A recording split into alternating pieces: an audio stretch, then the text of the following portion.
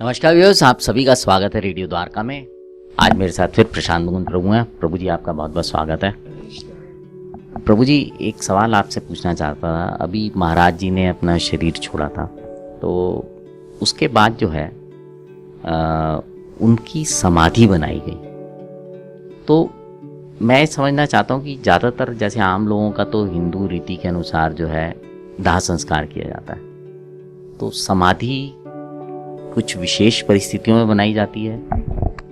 देखिए, ऐसा है कि ये कोई मानसिक नहीं है, शास्त्र सम्मत बात है। शास्त्र में बताया गया है कि जो बड़े संत होते हैं वो संत अपने शरीर को दिव्य बना लेते हैं, क्योंकि हमारी जो आत्मा है उसके ऊपर एक सूक्ष्म शरीर है, मन, बुद्धि और अहंकार का। तो जैसे ये आत्मा है, आत्मा के ऊपर ये आवरण है मन, बुद्धि और अहंकार का। अब ये मन, बुद्धि और अहंकार दो प्रकार के होते हैं, एक असत मन, असत बुद्धि और हमारा मिथ्या अहंकार। लेकिन एक आत्मा का हिस्सा है सत बुद्धि, सत मन और सत अहंकार। सत मन क्या है? मन सदैव कृष्ण पदारविंदो, मन सदा भगवान कृष्ण के चरणों में रहे। सत बुद्धि क्या है? कि हमारी बुद्धि कृष्ण सेवा में लगी रहे। मिथ्या अहंकार से रहित होकर सत अहंकार क्या है? मैं भगवान का दास हूं, ये सत्य अहंकार है। लेकिन मिथ्या अहंकार क्या है? मैं ये शरीर हूं। ये जो बात है, जो समझ जाता है अपने जीवन काल में कि मैं भगवान का दास हूं, मैं एक आत्मा हूं, तो उसके ऊपर का जो ये असत मन, असत बुद्धि, असत अहंकार है, इसका आवरण टूट जाता है। और जो सच्चिदानंद आत्मा है उसका प्रकाश पूरे शरीर को स्पर्श कर लेता है और पूरा शरीर ही दिव्य सच्चिदानंद बन जाता है। ऐसे जो संत होते हैं, इन्होंने समाज में बहुत बड़ा कंट्रीब्यूशन दिया है, हजारों लाखों लोगों को जोड़ा है, जिनके जीवन को स्पर्श किया है। ऐसे जो हमारे आचार्य होते हैं गौड़ीय वैष्णव समाज में, उनको भूमि में समाधि दी जाती है, क्योंकि उनका शरीर भी दिव्य है। लेकिन जो व्यक्ति का अभी शरीर और आत्मा का भान समाप्त नहीं हुआ है, उसके लिए बेहतर है कि उसको अग्निदाह संस्कार किया जाए, क्योंकि उसकी आत्मा दाह क्यों करते हैं? ताकि आत्मा पुनः शरीर में प्रवेश ना करे। आत्मा कहेगी मेरा शरीर जला दिया, मैं तो आना चाहती हूँ वापस, तो उस समय वो पुनः अपने शरीर में प्रवेश कर जाएगी तो बड़ी दिक्कत आएंगी।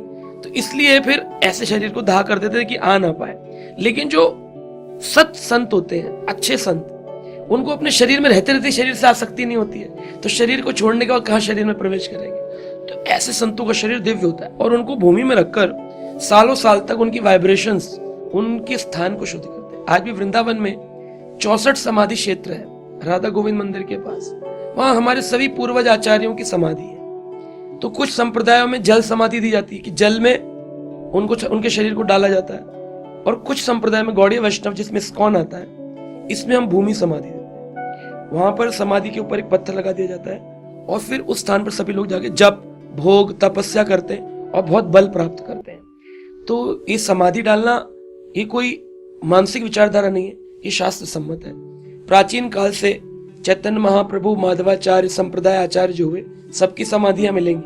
आप श्रीरंगम मंदिर जाएं तो वहां पे रामानुजाचार्य जी की समाधि मिलेगी आपको। आप रेमुणा जाएं, वहां पे माधवेंद्रपुरी पाद की समाधि मिलेगी। और वृंदावन में 64 समाधियां मिलेंगी। और यही नहीं, शरीर के ऊपर जो फूल चढ़ते हैं, उन पुष्पों को ले जाकर भी अगर कोई समाधि कर ले, उनमें भी उतनी शक्ति होती है कि किसी को भक्ति प्रदान कर सकती है। तो उनको पुष्प समाधि कहते हैं। कई जगह पर आचार्यों के दांतों को लगाया गया, उनको दंत समाधि कहते हैं।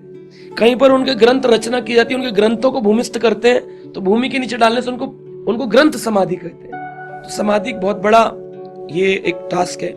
इसमें आचार्य, जैसे भगवान अपने विग्रह में अवतरित होते हैं, आचार्य लोग अपनी समाधि में आते जाते रहते हैं। एक पुस्तक है, उसका नाम है समाधि। उसमें उन्होंने वर्णन किया है कि एक कृष्णदास बाबा जी थे वृंदावन में, वो सुबह 2:30 बजे उठकर जप कर रहे थे, हरे कृष्ण हरे कृष्ण। तो एक समाधि है हमारे पूर्ववर्ती आचार्य, उनका नाम था सनातन गोस्वामी। उनकी समाधि को देखा और वो प्रार्थना कर रहे थे कि सनातन बाबा मुझे भक्ति प्रदान करो। इतने में देखा एक बुजुर्ग वर आए और जप करते करते वो समाधि में, इतना छोटा सा होता कक्ष, उसमें प्रवेश कर गए और अंदर घूम करके ग्रिल में बैठ गए। तो कृष्णदास बाबा जी ने ऐसे करके बोला सनातन, तो वो पलट कर मुस्कुराए, बोले हरे कृष्णा। और सनातन गोस्वामी पाद 500 साल पहले हुए। आज 500 साल बाद भी उनको आज के कलयुग, आज के परिवेश में उनका दर्शन प्राप्त होता है। तो समाधियां ये कोई वो नहीं है जैसे हम अदर कम्युनिटीज में देखें दफनाना। इसको दफनाना नहीं, क्योंकि दफनाते हैं लेटा के। समाधि होती है पद्मासन के अंदर, एक पोल लगाया जाता है, उसके स्थान पर रखते हैं, नमक लगाते हैं, सालों साल तक शरीर बना रहता है और वो अपने आने वाले संत समाज को बहुत अद्भुत कृपा करते हैं। तो समाधि एक पूजनीय स्थली है।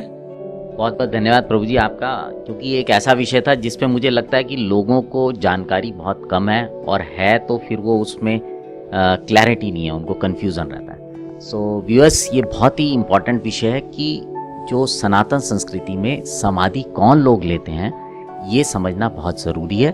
और आपको प्रभु जी ने भी बताया, और आप इस पे और खुद भी पढ़िए, स्वयं रिसर्च कीजिए, तो आपको और अधिक ज्ञान की प्राप्ति होगी। अब आपसे विदा लेते हैं, जुड़े रहें रेडियो द्वारका के साथ।